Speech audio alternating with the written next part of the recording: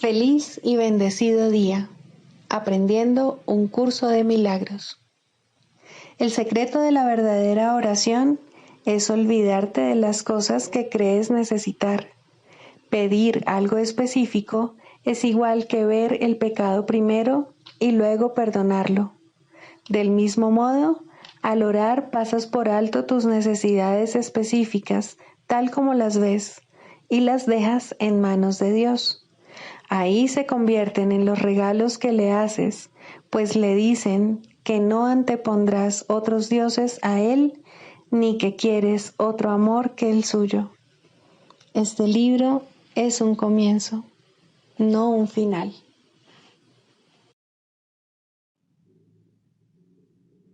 Del prefacio, que postula, párrafo 7.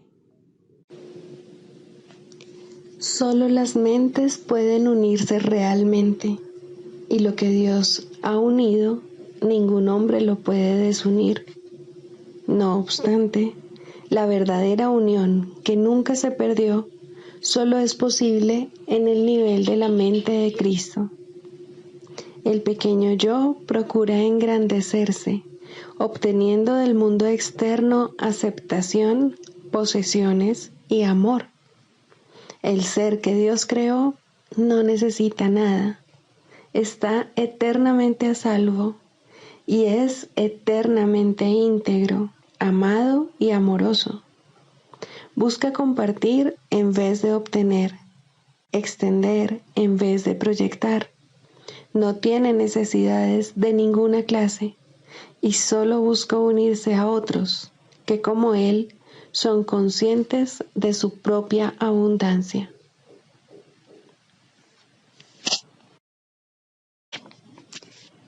Introducción. Este es un curso de milagros. Es un curso obligatorio. Solo el momento en que decides tomarlo es voluntario. Tener libre albedrío no quiere decir que tú mismo puedas establecer el plan de estudios. Significa únicamente que puedes elegir lo que quieres aprender en cualquier momento dado. Este curso no pretende enseñar el significado del amor, pues eso está más allá de lo que se puede enseñar. Pretende, no obstante, despejar los obstáculos que impiden experimentar la presencia del amor, el cual es tu herencia natural.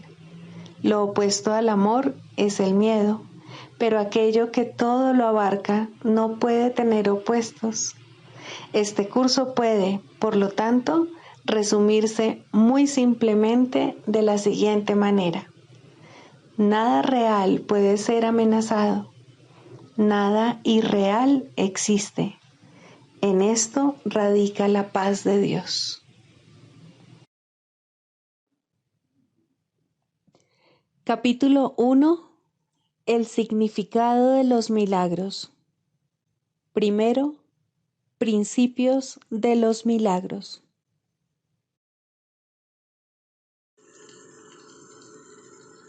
Principio 13.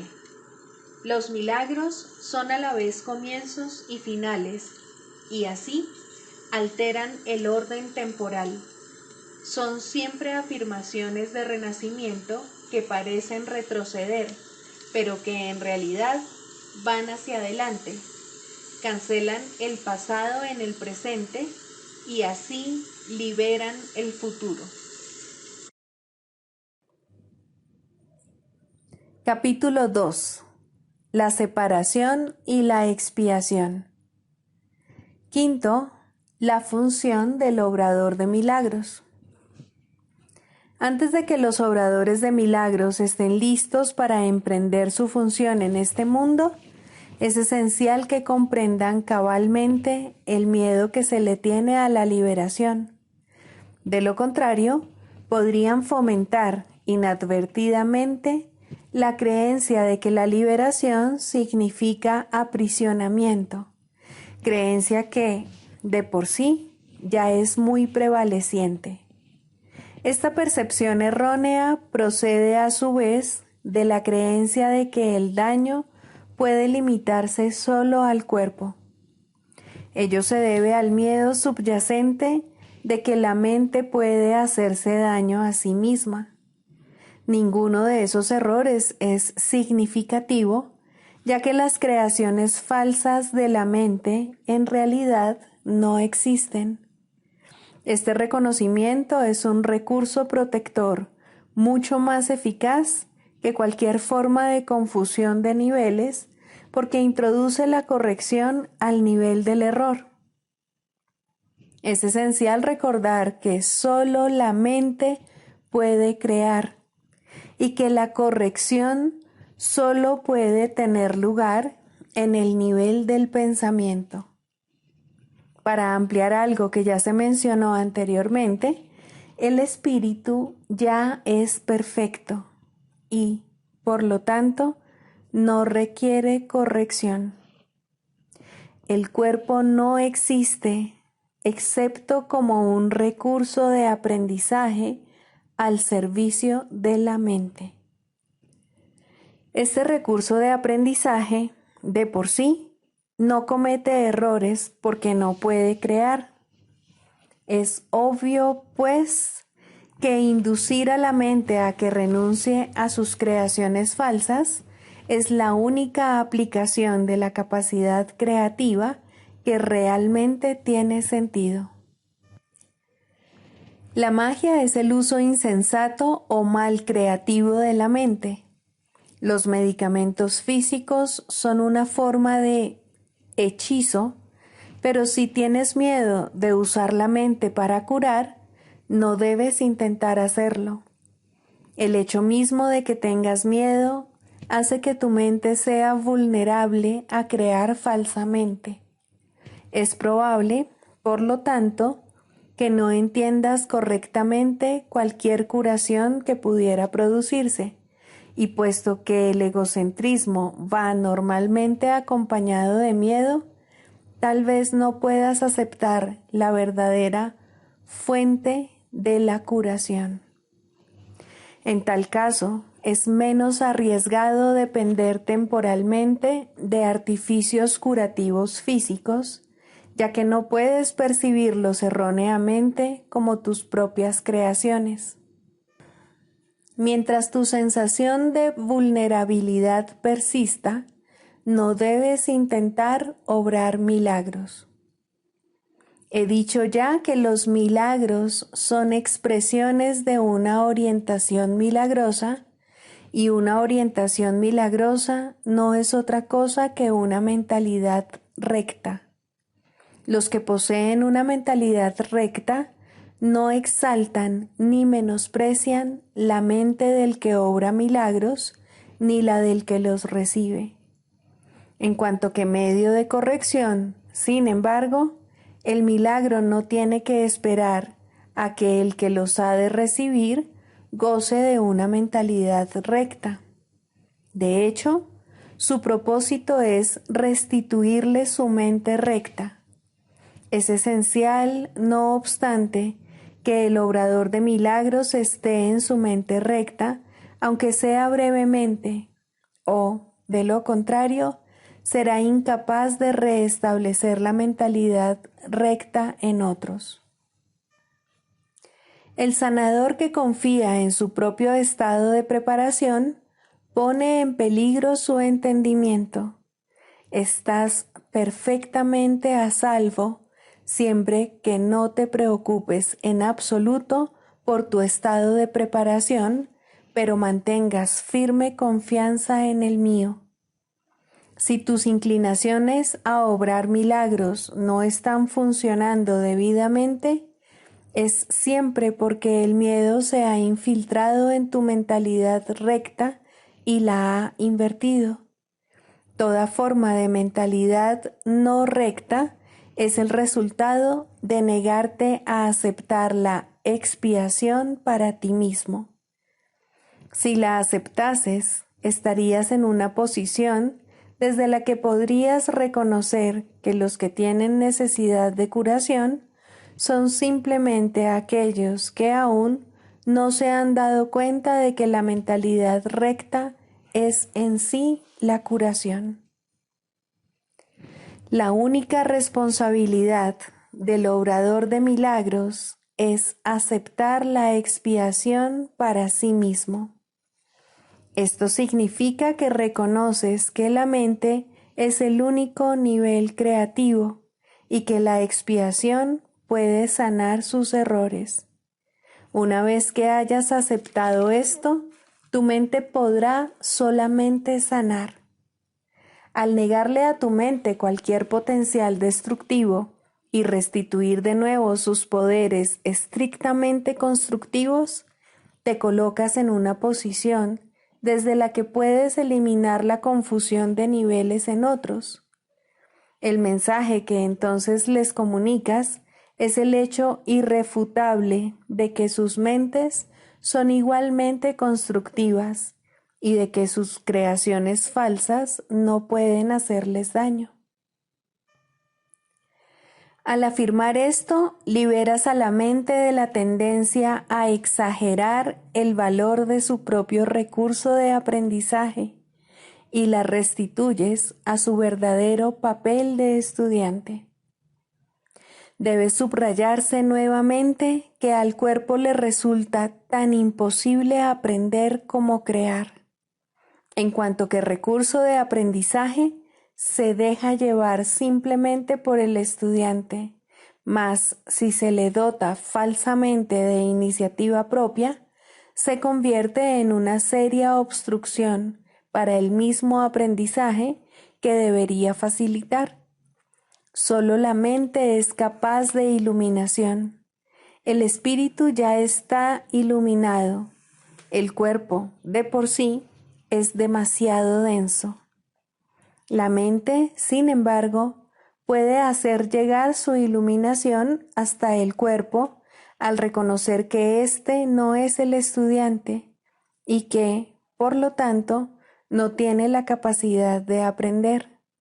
Es muy fácil, no obstante, poner al cuerpo en armonía con la mente una vez que ésta ha aprendido a mirar más allá de él hacia la luz. El aprendizaje que verdaderamente corrige comienza siempre con el despertar del espíritu y con el rechazo de la fe en la visión física. Esto frecuentemente entraña temor, ya que tienes miedo de lo que tu visión espiritual te mostraría.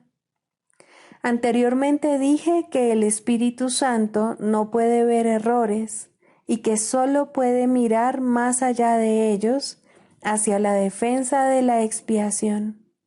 No cabe duda de que esto puede producir incomodidad, mas la incomodidad no es el resultado final de la percepción.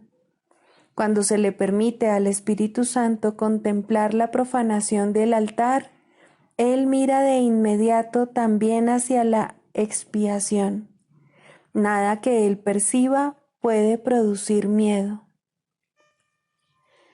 Todo lo que resulta de la conciencia espiritual simplemente se canaliza hacia la corrección. La incomodidad se manifiesta únicamente para traer a la conciencia la necesidad de corrección. El miedo a la curación surge, en última instancia, de no estar uno completamente dispuesto a aceptar que la curación es necesaria. Lo que el ojo físico ve no es correctivo, ni tampoco es posible corregir el error mediante ningún medio físicamente visible. Mientras creas en lo que tu visión física te muestra, tus intentos de corregir procederán de un falso asesoramiento. La verdadera visión queda nublada porque te resulta intolerable ver tu propio altar profanado. Mas, como el altar ha sido profanado, tu estado se torna doblemente peligroso, a menos que percibas que así ha sido. Curar es una habilidad que se desarrolló después de la separación, antes de la cual era innecesaria. Es temporal al igual que todos los aspectos de la creencia en el tiempo y en el espacio. Mientras el tiempo continúe, no obstante, la curación seguirá siendo necesaria como medio de protección. Esto se debe a que la curación se basa en la caridad, y la caridad es una forma de percibir la perfección en otro, aun cuando no puedas percibirla en ti mismo. La mayoría de los conceptos más elevados que ahora eres capaz de concebir dependen del tiempo. La caridad, en realidad, no es más que un pálido reflejo de un amor mucho más poderoso y todo abarcador, el cual está mucho más allá de cualquier forma de caridad que te hayas podido imaginar hasta ahora. La caridad es esencial para la mentalidad recta, aún en la pequeña medida en que ahora puedes alcanzarla. La caridad es una manera de ver a otro como si ya hubiese llegado mucho más allá de lo que en realidad ha logrado en el tiempo hasta ahora. Puesto que su pensamiento tiene fallos, no puede ver que la expiación es para él, pues, de otro modo, no tendría necesidad de caridad. La caridad que se le concede es a la vez una confirmación de que necesita ayuda, así como el reconocimiento de que la aceptará. Estas dos percepciones denotan claramente su dependencia del tiempo, haciendo patente el hecho de que la caridad opera todavía dentro de las limitaciones de este mundo. Dije anteriormente que solo la revelación trasciende el tiempo. El milagro, al ser una expresión de caridad, tan solo puede acortarlo. Hay que entender, no obstante, que cuando le ofreces un milagro a otro, estás acortando su sufrimiento y el tuyo. Esto corrige tanto retroactivamente como progresivamente. Principios especiales de los obradores de milagros. Primero, el milagro elimina la necesidad de tener preocupaciones de rango inferior, puesto que es un intervalo de tiempo que está fuera de las coordenadas temporales en las que normalmente operamos. Las consideraciones normales con respecto al tiempo y al espacio no le afectan. Cuando obres un milagro, yo haré los arreglos necesarios para que el tiempo y el espacio se ajusten a él. Segundo, es esencial hacer una clara distinción entre lo que se crea y lo que se fabrica. Toda forma de curación se basa en esta corrección fundamental de percepción de niveles. Tercero, nunca confundas la mentalidad recta con la mentalidad errada. Reaccionar ante cualquier clase de error, de cualquier forma que no sea con un deseo de sanar, es una expresión de esa confusión.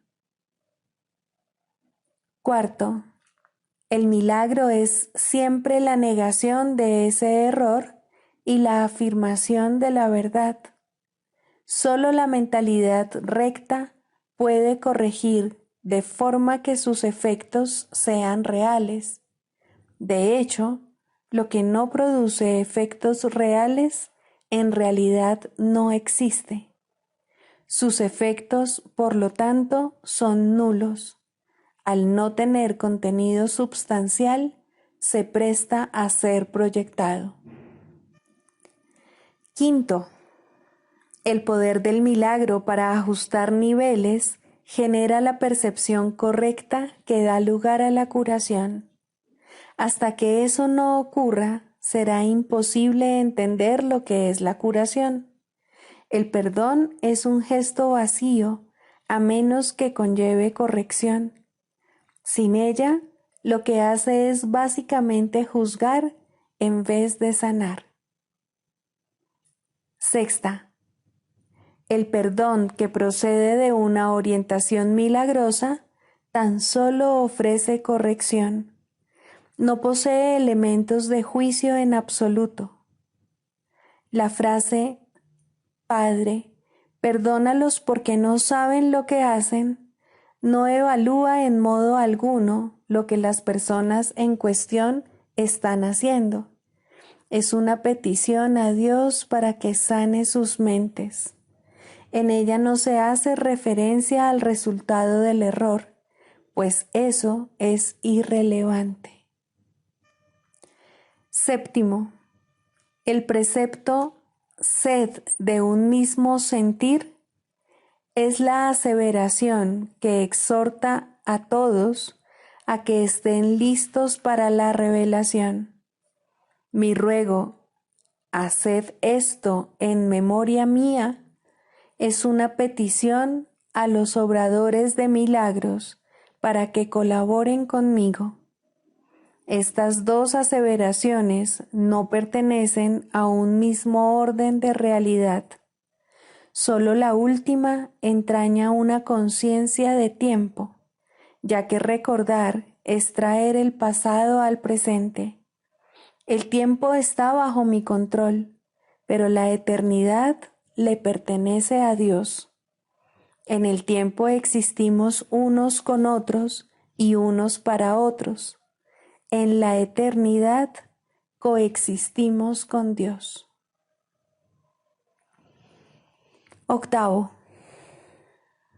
puedes hacer mucho en favor de tu propia curación y la de los demás si en situaciones en las que se requiere tu ayuda piensas de la siguiente manera. Estoy aquí únicamente para ser útil. Estoy aquí en representación de aquel que me envió. No tengo que preocuparme por lo que debo decir ni por lo que debo hacer, pues aquel que me envió me guiará. Me siento satisfecho de estar donde quiera que Él desee, porque sé que Él estará allí conmigo. Sanaré a medida que le permita enseñarme a sanar.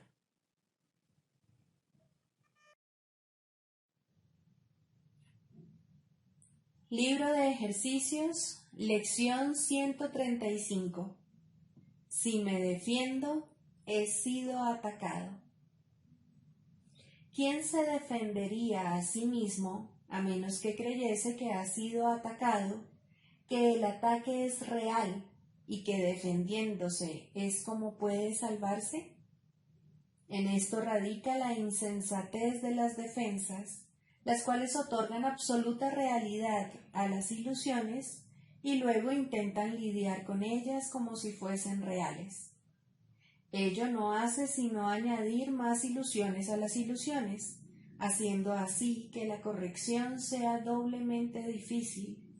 Y esto es lo que haces cuando tratas de planear el futuro, reactivar el pasado u organizar el presente de acuerdo con tus deseos. Actúas basándote en la creencia de que tienes que protegerte de lo que está ocurriendo porque ello encierra una amenaza para ti.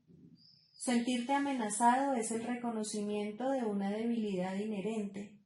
Es, asimismo, la idea de que hay un peligro que tiene el poder de incitarte a que busques una defensa apropiada. El mundo está basado en esa creencia de mente, y todas sus estructuras, pensamientos y dudas, sus castigos y su pesado armamento, sus definiciones legales y sus códigos, su ética, sus líderes y sus dioses, no hacen sino perpetuar esta sensación de amenaza. Pues nadie andaría por el mundo cargando con una pesada armadura si no fuese porque el terror le encoge el corazón. Las defensas son atemorizantes, surgen del miedo, el cual se intensifica con cada defensa adicional. Crees que te ofrecen seguridad. Sin embargo, lo que hacen es proclamar que el miedo es real y que el terror está justificado. ¿No te parece extraño que al elaborar planes para reforzar tu armadura y afianzar tus cerrojos todavía más, jamás te detienes a pensar qué es lo que estás defendiendo, cómo lo estás defendiendo y contra qué? Examinemos en primer lugar qué es lo que defiendes. Debe ser algo muy débil y vulnerable, algo que es presa fácil, incapaz de protegerse a sí mismo y que, por lo tanto, necesita que tú lo defiendas. ¿Qué otra cosa, sino el cuerpo, adolece de tal fragilidad que para proteger su insignificante vida es necesario prestarle un constante cuidado y preocuparse en gran manera por su bienestar? ¿Qué otra cosa sino el cuerpo flaquea y es incapaz de ser el digno anfitrión del Hijo de Dios? Sin embargo, no es el cuerpo el que puede temer o ser algo temible. Las únicas necesidades que tiene son las que tú mismo le impones. No necesita complicadas estructuras que lo defiendan, ni medicamentos para conservar la salud, ni cuidados, ni que te preocupes por él en absoluto. Si defiendes su vida, le haces regalos para embellecerlo o construyes murallas para su protección, estarás declarando que tu hogar está a merced del ladrón del tiempo, que es corruptible, que se está deteriorando y que es tan vulnerable que tienes que protegerlo con tu propia vida. ¿No es este cuadro aterrador? ¿Cómo puedes estar en paz con semejante concepto de tu hogar? Sin embargo, ¿qué fue lo que dotó al cuerpo con el derecho de servirte de esta manera, sino tus propias creencias? Fue tu mente la que le asignó al cuerpo todas las funciones que percibes en él y la que fijó su valor muy por encima del pequeño montón de polvo y agua que realmente es. ¿Quién defendería semejante cosa si reconociese que eso es lo que es? El cuerpo no necesita ninguna defensa. No podemos hacer suficiente hincapié en esto.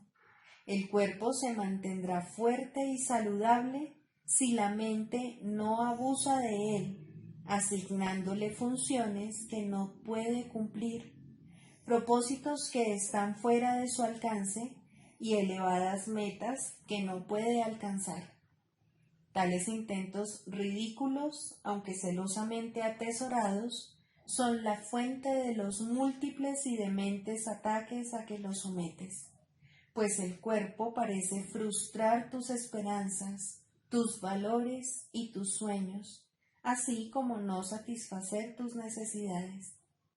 El ser que necesita protección no es real.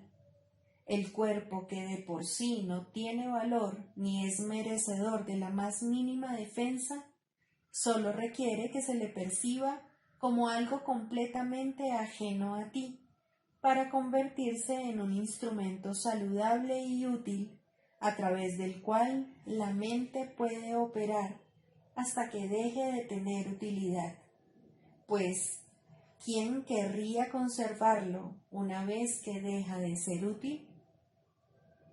Defiende el cuerpo y habrás atacado a tu mente, pues habrás visto en ella las debilidades, las limitaciones, las faltas y los defectos de los cuales crees que el cuerpo debe ser liberado. De este modo no podrás ver a la mente como algo separado de las condiciones corporales y descargarás sobre el cuerpo todo el dolor que procede de concebir a la mente como frágil, limitada y separada de las demás mentes y de su fuente. Estos son los pensamientos que necesitan curación, y una vez que hayan sido corregidos y reemplazados por la verdad, el cuerpo gozará de perfecta salud. La verdad es la única defensa real del cuerpo. Sin embargo, ¿recurres a ella para defenderlo? El tipo de protección que le ofreces no le beneficia en absoluto, sino que le añade más angustia a tu mente. Y no solo no te curas, sino que eliminas toda esperanza de curación, pues no puedes ver dónde se deben depositar las esperanzas, si es que éstas han de ser esperanzas fundadas.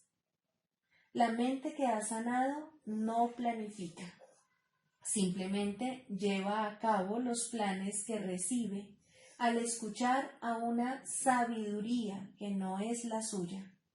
Espera hasta que se le indica lo que tiene que hacer y luego procede a hacerlo. No depende de sí misma para nada, aunque confía en su capacidad para llevar a cabo los planes que se le asignan. Descansa serena en la certeza de que ningún obstáculo puede impedir su avance hacia el logro de cualquier objetivo que sirva al gran plan que se diseñó para el bien de todos. La mente que ha sanado se ha liberado de la creencia de que tiene que planear. Si bien no puede saber cuál sería el mejor desenlace, los medios por los que éste se puede alcanzar, ni cómo reconocer el problema que el plan tiene como propósito solucionar. La mente no podrá sino hacer un mal uso del cuerpo al hacer sus planes mientras no reconozca que esto es así. Mas, cuando acepte que esto es verdad, sanará y dejará a un lado el cuerpo. Forzar al cuerpo a que se amolde a los planes que una mente no curada traza para salvarse a sí misma es lo que hace que el cuerpo enferme. En tal caso, el cuerpo no es libre para ser un instrumento de ayuda en un plan que le ofrece mucha más protección de la que él podría prestarse a sí mismo y que por un tiempo requiere de sus servicios. Cuando se utiliza con este propósito, la salud está asegurada, pues todo aquello de lo que la mente se valga para tal fin funcionará perfectamente y con la fortaleza que se le ha otorgado, la cual no puede fallar. Tal vez no sea fácil darse cuenta de que los planes que uno mismo inicia son tan solo defensas, al ser su propósito el mismo para el que se concibieron todas las defensas. Estos planes constituyen los medios a través de los cuales una mente atemorizada intenta hacerse cargo de su propia protección a costa de la verdad. Esto se puede reconocer fácilmente en algunas de las formas que adopta este autoengaño, en las que la negociación de la realidad es muy evidente. No obstante, rara vez se reconoce que hacer planes es en sí una defensa. La mente que se dedica a hacer planes para sí misma está tratando de controlar acontecimientos futuros. No cree que se le vaya a proveer de todo cuanto pueda necesitar, a menos que ella misma lo haga. El tiempo se convierte en algo en lo que se enfatiza es el futuro, el cual se debe controlar mediante el aprendizaje y la experiencia derivada de sucesos pasados y de las creencias que se abrigan. Dicha mente pasa por alto el presente, basándose en la idea de que el pasado le ha enseñado lo suficiente como para permitirle dirigir su futura trayectoria. La mente que hace planes, por lo tanto, no permite ningún cambio. Lo que aprendió en el pasado se convierte en la base de sus futuros objetivos. Sus experiencias pasadas determinan su elección de lo que ha de suceder, y no se da cuenta de que aquí y ahora se encuentra todo cuanto necesita para garantizar un futuro muy diferente del pasado, libre de la continuidad de las viejas ideas y de las creencias enfermizas. No hay ansiedad con respecto al porvenir, pues la confianza presente está a cargo de éste. Las defensas son los planes que emprendes para atacar la verdad. Su objetivo es seleccionar aquello a lo que le das tu conformidad y descartar lo que consideras incompatible con tus creencias acerca de lo que es tu realidad. No obstante, lo que queda ciertamente no tiene significado, pues tu realidad es la amenaza que tus defensas intentan atacar, ocultar, despedazar y crucificar. Que no ibas a poder aceptar si supieses que todo cuanto sucede, todo acontecimiento, pasado, presente y porvenir, es amorosamente planeado por aquel cuyo único propósito es tu bien. Tal vez no hayas entendido bien su plan, pues él nunca podría ofrecerte dolor.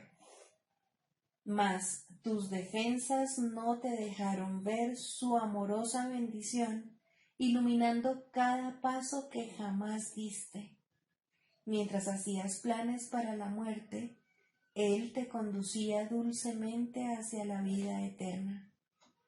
Tu presente confianza en él es la defensa que te promete un futuro tranquilo, sin ningún vestigio de sufrimiento, y lleno de un júbilo que es cada vez mayor, a medida que esta vida se vuelve un instante santo, ubicado en el tiempo, pero reconociendo únicamente la inmortalidad. No permitas que ninguna defensa, excepto tu presente confianza, dirija el futuro, y esta vida se convertirá en un encuentro significativo con la verdad, la cual sólo tus defensas podrían ocultar.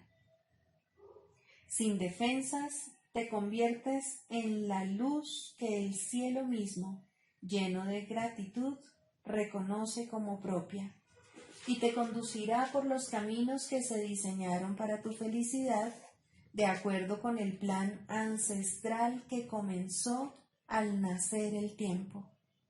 Tus seguidores unirán su luz a la tuya, y ésta aumentará hasta que el júbilo ilumine al mundo, y nuestros hermanos gustosamente dejarán a un lado sus engorrosas defensas, que de nada les sirvieron y sólo les causaban terror. Esperaremos hoy con gran expectación ese momento, llenos de absoluta confianza en el presente, pues esto es parte de lo que se planeó para nosotros. Descansaremos en la certeza de que se nos proveerá de todo cuanto podamos necesitar para lograr esto hoy. No haremos planes acerca de cómo se va a lograr, sino que nos daremos cuenta de que nuestra indefensión es lo único que se requiere para que la verdad alboree en nuestras mentes con absoluta certeza. Durante 15 minutos, en 2 ocasiones hoy, nos abstendremos de elaborar planes sin sentido y de albergar pensamientos que le impidan la entrada a la verdad en nuestras mentes. Hoy recibiremos en lugar de planear, de manera que podamos dar en vez de organizar. Y en verdad se nos da cuando decimos: si me defiendo, he sido atacado, mas en mi indefensión seré fuerte y descubriré lo que mis defensas ocultan. Eso es todo. Si tienes que hacer planes, ya se te dirá cuáles son. Puede que no sean los planes que tú creías necesarios, ni las respuestas a los problemas a los que creías enfrentarte. mas son las respuestas a otro tipo de pregunta, la cual sigue aún sin contestar, si bien necesita ser contestada, hasta que por fin te llegue la respuesta. El propósito de todas tus defensas ha sido impedir que recibas lo que has de recibir hoy, y ante la luz y la dicha de la simple confianza, te preguntarás sorprendido cómo pudiste jamás pensar que tenías que defenderte de tu liberación. El cielo no pide nada, es el infierno el que exige extravagantes sacrificios. Hoy no estarás renunciando a nada durante estos momentos en los que, sin defensas, te presentas ante tu Creador tal como realmente eres. Él se ha acordado de ti y nosotros hoy nos acordaremos de Él, pues esta es la Pascua florida de tu salvación, y tú emerges de nuevo de lo que parecía ser la muerte y la desesperanza. Ahora renace en ti la luz de la esperanza, pues ahora vienes sin defensas a descubrir cuál es tu papel en el plan de Dios. Qué insignificantes planes o creencias mágicas pueden seguir teniendo valor una vez que la voz que habla por Dios mismo te ha mostrado tu función. No trates de que este día se ajuste a lo que según tú sería más beneficioso para ti, pues no puedes ni concebir toda la felicidad que te llega sin que tú tengas que planear nada. Decídete a aprender hoy y todo el mundo se unirá a ti para dar este paso gigantesco y celebrar tu Pascua florida contigo. Si en cualquier momento a lo largo del día adviertes que cosas pueriles e insignificantes parecen ponerte a la defensiva y tentarte a urdir planes, recuerda que este es un día dedicado a un aprendizaje especial y reconócelo repitiendo lo siguiente: esta es mi Pascua florida y quiero conservarla santa. No me defenderé, pues el Hijo de Dios no necesita defensas contra la verdad de su realidad.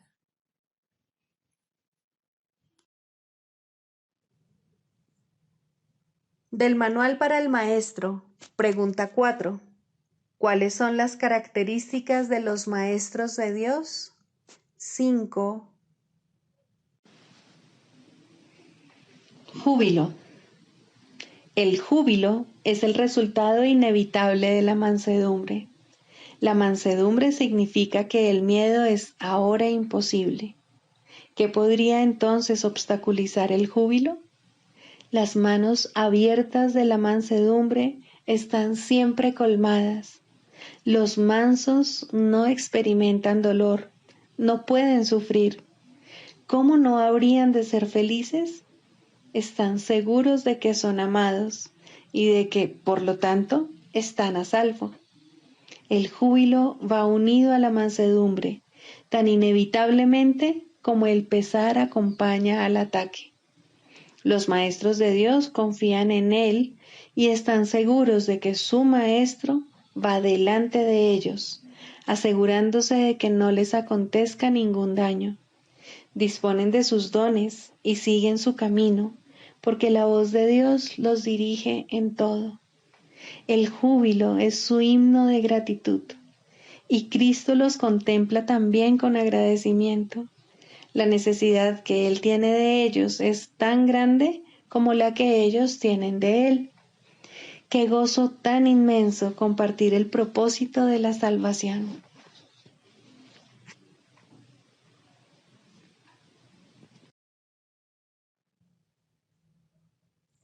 Manual para el Maestro, pregunta 15. ¿Será cada uno de nosotros juzgado al final? Por supuesto que sí. Nadie puede escaparse del juicio final de Dios. ¿Quién podría huir para siempre de la verdad? Mas el juicio final no tendrá lugar hasta que deje de asociarse con el temor. Algún día, cada cual le dará la bienvenida, y ese mismo día se le concederá. Oirá su inocencia proclamada por todos los rincones del mundo, y éste quedará liberado al aceptar el juicio final de Dios sobre él. Este es el juicio sobre el que descansa la salvación. Este es el juicio que lo liberará. Este es el juicio mediante el cual todas las cosas serán liberadas junto con él. El tiempo se detiene a medida que la eternidad se aproxima, y el silencio envuelve al mundo para que todos puedan oír este juicio acerca del Hijo de Dios. Santo eres, eterno, libre e íntegro, y te encuentras para siempre en paz en el corazón de Dios. ¿Dónde está el mundo ahora? ¿Y dónde el pesar? Maestro de Dios, ¿es este el juicio que tienes acerca de ti mismo? ¿Crees que es completamente cierto? No, todavía no, todavía no. Mas ese sigue siendo aún tu objetivo, la razón por la que estás aquí. Tu función es prepararte para poder llegar a oír este juicio y reconocer que es verdad. Basta con que lo creas completamente durante un solo instante para que vayas más allá de la creencia a la certeza. Un instante que pases fuera del tiempo puede producir el fin de este. No juzgues, pues solo te juzgas a ti mismo, y así no haces sino demorar el juicio final. Maestro de Dios, ¿cuál es tu juicio acerca del mundo?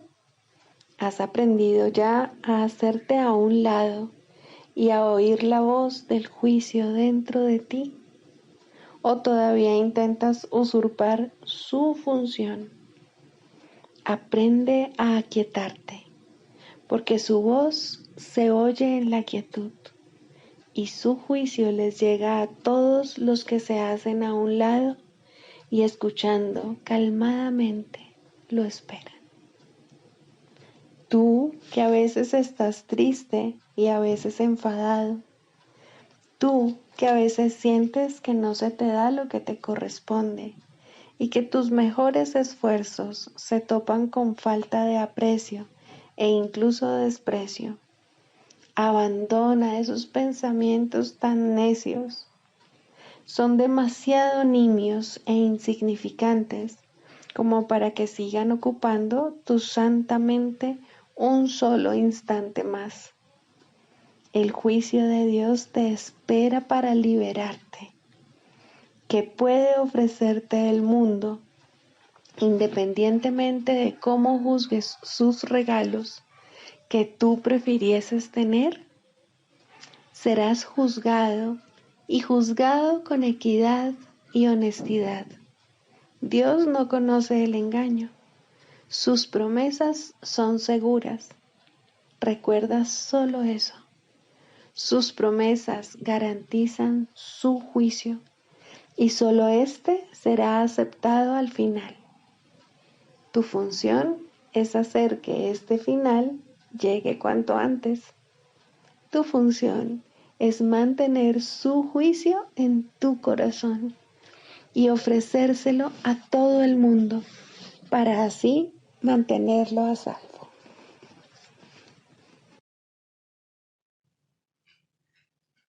Clarificación de términos. El perdón, la faz de Cristo. El perdón es el medio que nos lleva a Dios y que nos permite alcanzarle, mas es algo ajeno a Él. Es imposible concebir que algo creado por Él pueda necesitar perdón. El perdón, entonces, es una ilusión, pero debido a su propósito, que es el del Espíritu Santo, hay algo en ella que hace que sea diferente. A diferencia de las demás ilusiones, nos aleja del error en vez de acercarnos a él. Al perdón podría considerársele una clase de ficción feliz, una manera en la que los que no saben pueden salvar la brecha entre su percepción y la verdad.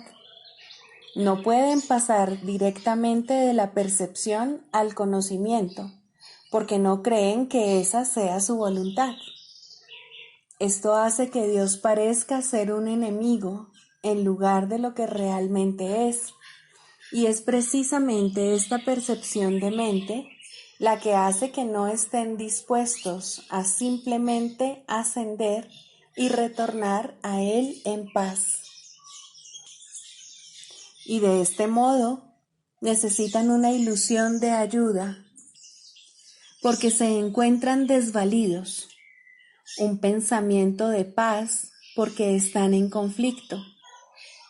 Dios sabe lo que su Hijo necesita antes de que Él se lo pida. Dios no se ocupa en absoluto de la forma, pero al haber otorgado el contenido, su voluntad es que se comprenda, y eso basta. Las formas se adaptan a las necesidades, pero el contenido es inmutable, tan eterno como su creador. Antes de que el recuerdo de Dios pueda retornar, es necesario ver la faz de Cristo. La razón es obvia. Para ver la faz de Cristo se requiere percepción. El conocimiento no es algo que se pueda ver, pero la faz de Cristo es el gran símbolo del perdón. Es la salvación, es el símbolo del mundo real. El que la ve deja de ver el mundo. Está tan cerca ya del umbral del cielo como es posible estar mientras aún esté afuera. Mas desde ahí, un paso más basta para entrar. Es el paso final, y ese se lo dejamos a Dios. El perdón es un símbolo también, pero en cuanto que símbolo exclusivo de la voluntad del Padre, no puede ser dividido. Y así, la unidad que refleja se convierte en su voluntad. Eso es lo único que aún está en el mundo en parte y que, al mismo tiempo, es el puente que conduce al cielo. La voluntad de Dios es lo único que existe. Lo único que podemos hacer es pasar de la nada al todo, del infierno al cielo. ¿Es esto una jornada? No, en verdad no lo es, pues la verdad no va a ninguna parte. Pero las ilusiones cambian según el lugar o la época. El paso final no es más que otro cambio. Por ser una percepción, es en parte irreal. Sin embargo, esa parte desaparecerá. Lo que entonces quedará será la paz eterna y la voluntad de Dios. Ahora ya no hay deseos, pues los deseos cambian. Incluso lo que una vez se deseó puede volverse indeseable. Esto es así porque el ego jamás puede estar en paz. Pero la voluntad es constante por ser el don de Dios, y lo que Él da es siempre como Él mismo. Este es el propósito de la faz de Cristo. Es el regalo de Dios para la salvación de su Hijo. Contempla únicamente esto y habrás sido perdonado. Cuán hermoso se vuelve el mundo en ese instante en el que ves la verdad acerca de ti mismo reflejada en él. Ahora estás libre de pecado y contemplas tu impecabilidad. Ahora eres santo y así lo percibes. Y ahora la mente retorna a su Creador, la unión de Padre e Hijo, la unidad de unidades que se encuentra detrás de toda unión, aunque más allá de todas ellas. No se ve a Dios, sino que únicamente se le comprende. No se ataca a su Hijo, sino que se le reconoce.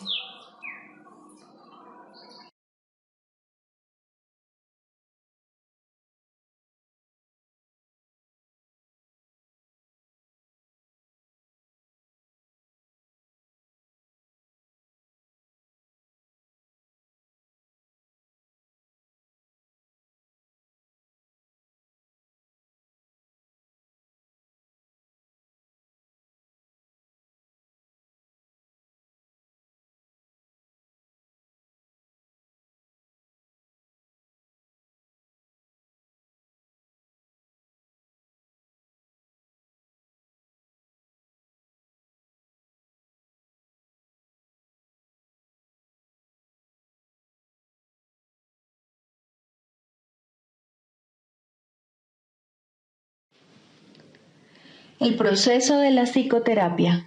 Cuarto, el proceso de la enfermedad. De la misma manera en que toda terapia es psicoterapia, del mismo modo toda enfermedad es enfermedad mental. Es un juicio acerca del Hijo de Dios, y todo juicio es una actividad mental. Un juicio es una decisión que se toma una y otra vez contra la creación y su creador. Es la decisión de percibir el universo como tú lo has creado. Es decidir que la verdad puede mentir y que es una mentira.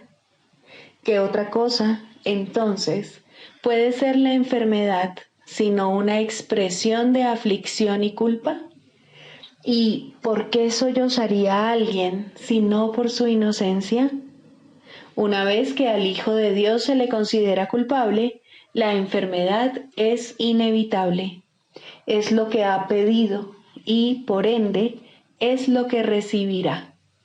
Todos los que piden enfermedad se han condenado a sí mismos a buscar remedios que no los pueden ayudar, pues han depositado su fe en la enfermedad y no en la salvación. No hay nada que un cambio de mentalidad no pueda hacer, pues todas las cosas externas no son sino sombras de una decisión ya tomada. Si se cambia la decisión, ¿cómo podría su sombra no cambiar? La enfermedad no es más que la sombra de la culpa, grotesca y fea, puesto que imita la deformidad. Si una deformidad se ve como real, ¿cómo podría su sombra no ser deforme? Una vez que se ha decidido que la culpa es real, el descenso al infierno sigue paso a paso su inevitable trayectoria. La enfermedad, la muerte y la miseria fustigan ahora la tierra en implacables oleadas, a veces simultáneamente y otras en siniestra sucesión. Todas estas cosas, no obstante, por muy reales que puedan parecer, son solo ilusiones. ¿Quién podría tener fe en ellas una vez que ha entendido esto? ¿Y quién podría no tener fe en ellas hasta que lo entienda? La curación es terapia o corrección, y como ya hemos dicho y volvemos a repetir, toda terapia es psicoterapia. Curar al enfermo no es sino ofrecerle este entendimiento. La palabra cura ha caído en desprestigio entre los terapeutas más respetables del mundo y con toda razón, pues ninguno de ellos puede curar y ninguno de ellos entiende lo que es la curación. En el peor de los casos, le otorgan realidad al cuerpo en sus propias mentes, y una vez que han hecho esto, apelan a la magia para curar los males con los que sus mentes dotaron al cuerpo. ¿Cómo podría este proceso curar? Es ridículo de principio a fin, mas una vez comenzado, del mismo modo ha de concluir. Es como si Dios fuese el diablo y fuera necesario encontrarle en el mal. ¿Cómo podría haber amor ahí? ¿Y cómo podría lo enfermo curar? ¿No son acaso estas dos preguntas la misma? En el mejor de los casos, es posible que los sanadores del mundo, y el término sanadores tal vez sea cuestionable aquí, lleguen a reconocer que la mente es la fuente de la enfermedad. Pero su error estriba en la creencia de que la mente puede sanarse a sí misma. Esto tiene algún mérito en un mundo donde el concepto de grados de error tiene sentido. No obstante, sus curas siguen siendo provisionales, o bien puede que surja otra enfermedad que reemplace a la anterior, pues mientras no se comprenda el significado del amor, la muerte no se ha superado. ¿Y quién puede comprenderlo sin la palabra de Dios que Él dio al Espíritu Santo para que fuese su regalo para ti? Cualquier clase de enfermedad puede definirse como el resultado de verse a uno mismo débil, vulnerable, malvado y en peligro, y, por ende, en constante necesidad de defensa. Sin embargo, si el yo fuese realmente así, cualquier defensa sería inútil. Las defensas que se procuran, por lo tanto, no pueden sino ser mágicas. Deben superar todos los límites percibidos en uno mismo y, simultáneamente, forjar un nuevo concepto propio en el cual el antiguo no tiene cabida. En resumen, el error se acepta como real y se lidia con él mediante ilusiones. Al haberse llevado la verdad al ámbito de las ilusiones, la realidad se ha vuelto una amenaza y se percibe como algo malvado. El amor se vuelve algo temible porque la realidad es amor. De este modo se cierra el círculo contra las incursiones de la salvación. La enfermedad es, por lo tanto, un error y necesita corrección. Y tal como ya hemos subrayado, la corrección no puede tener lugar justificando el error primero y luego pasándolo por alto. Si la enfermedad fuese real, en verdad no podría pasarse por alto, pues obviar la realidad es demencia. Ese es, no obstante, el propósito de la magia, hacer que las ilusiones sean verdad mediante una percepción falsa. Esto no puede curar porque se opone a la verdad. Tal vez una ilusión de salud sustituya la ilusión de enfermedad por un breve periodo de tiempo, mas no perdurará. Las ilusiones no pueden ocultar el miedo por mucho tiempo, pues éste forma parte de ellas. Escapará y adoptará otra forma al ser la fuente de todas las ilusiones. La enfermedad es demencia porque toda enfermedad es enfermedad mental y en esto no hay grados. Una de las ilusiones que hace que la enfermedad se perciba como real es la creencia de que la enfermedad varía en intensidad, que el grado de amenaza difiere según la forma que adopte. En esto radica la base de todos los errores, pues todos ellos no son más que intentos de transigir al ver solo una pequeña parte del infierno. Esto es una burla tan ajena a Dios que por siempre ha de ser inconcebible. Pero los dementes lo creen porque están locos. Un loco defiende sus ilusiones porque ve en ellas su salvación. Por lo tanto, atacará a todo aquel que trate de salvarlo de ellas al creer que está siendo atacado por él. Este curioso círculo de ataque-defensa es uno de los problemas más difíciles que debe enfrentar el psicoterapeuta. De hecho, esa es su tarea principal, la esencia de la psicoterapia. Al terapeuta se le ve como alguien que está atacando la posesión más preciada del paciente, su imagen propia. Y puesto que esta imagen se ha convertido en la seguridad del paciente, tal como él la considera, el terapeuta no puede sino ser percibido como una verdadera fuente de peligro que hay que atacar e incluso matar. El psicoterapeuta, pues, tiene una enorme responsabilidad. Debe hacer frente al ataque sin atacar y, por consiguiente, sin defenderse. Su tarea consiste en demostrar que las defensas no son necesarias y que la indefensión es fortaleza. Esta debe ser su enseñanza, si quiere que su lección sea que la cordura es seguridad. No puede hacerse suficiente hincapié en el hecho de que el demente cree que la cordura es una amenaza. Este es el corolario del pecado original, la creencia de que la culpa es real y de que está plenamente justificada. Por lo tanto, la función del psicoterapeuta consiste en enseñar que la culpa, al ser irreal, no tiene justificación ni ofrece seguridad alguna. Por consiguiente, siempre será indeseable, además de irreal. Esta única doctrina de salvación es la meta de toda terapia, pues alivia la mente de la insensata carga de culpa que tan fatigosamente arrastra, y de este modo la curación se logra. No se cura el cuerpo, simplemente se le reconoce como lo que es. Si se percibe correctamente, se puede entender su propósito.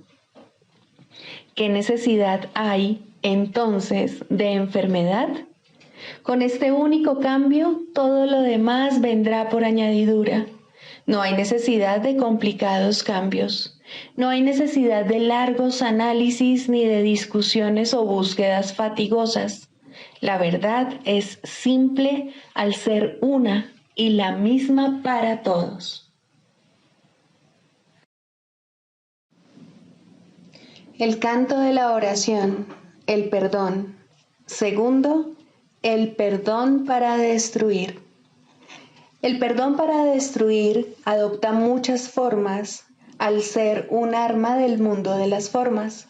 No todas son obvias y algunas se ocultan cuidadosamente bajo lo que aparenta ser caridad. Pero todas las formas que parece adoptar tienen una sola meta: separar y hacer que lo que Dios creó igual sea diferente.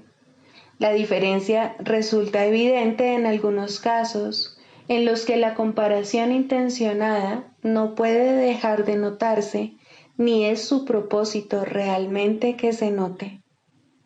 En este grupo se encuentra, en primer lugar, el caso en el que una persona mejor se digna rebajarse para salvar a un inferior de lo que en realidad ésta es.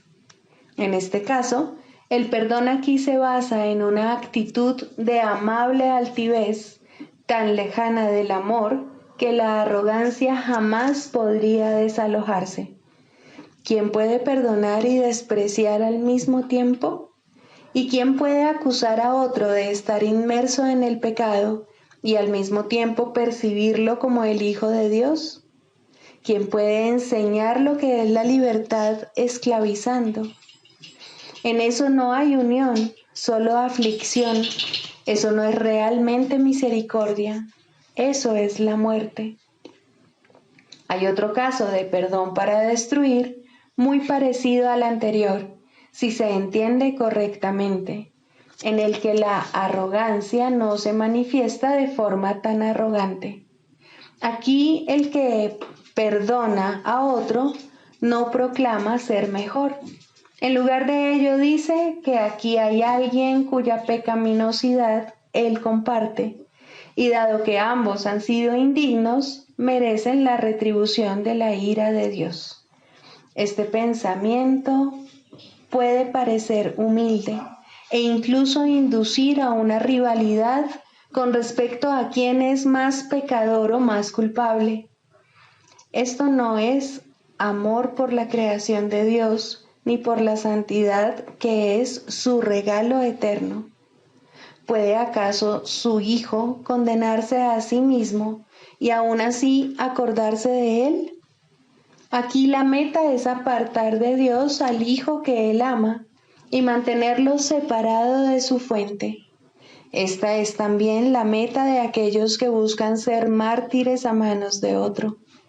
El objetivo detrás de esto tiene que verse claramente, pues puede pasar por mansedumbre y caridad en vez de crueldad. ¿No es acaso muestra de misericordia aceptar el rencor de otro y no responder sino con silencio y con una dulce sonrisa? Fíjate qué bueno eres, que soportas con paciencia y santidad la ira y el daño que otro te inflige sin mostrar el amargo dolor que sientes. El perdón para destruir con frecuencia se oculta tras un manto así.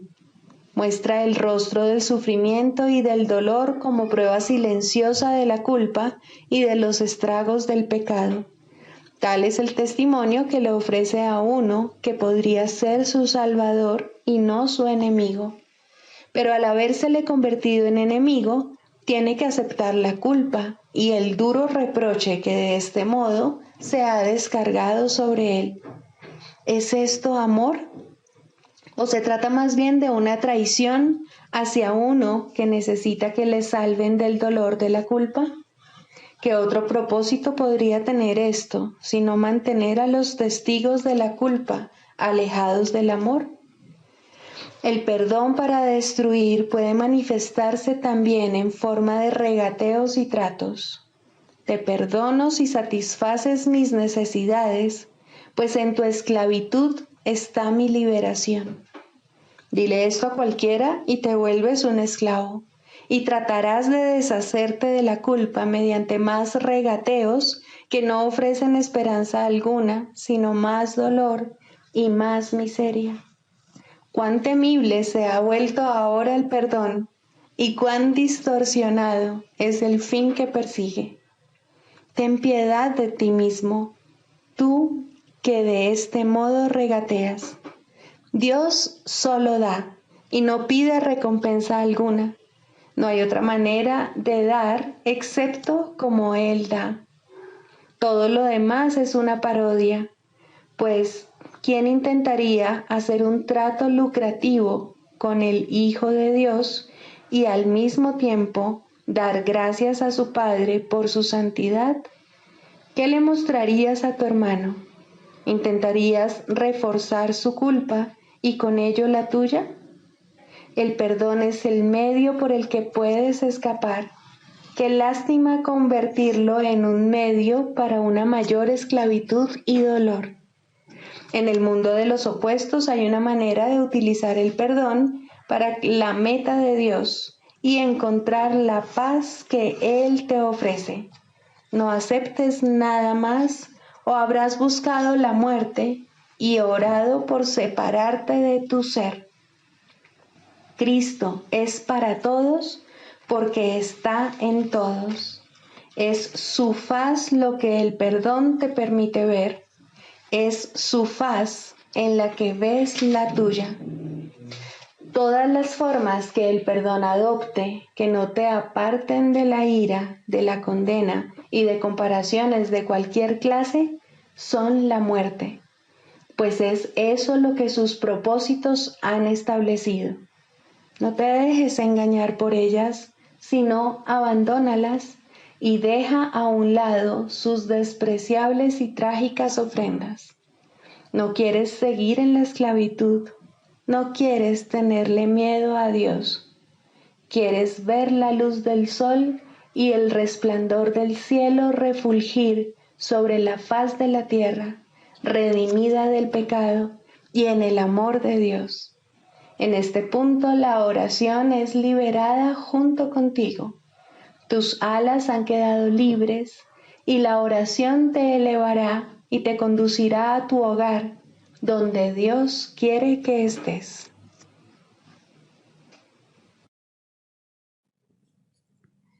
Sigamos a Jesús haciendo del perdón algo tan natural como respirar y algo tan vital como el aire. Amén.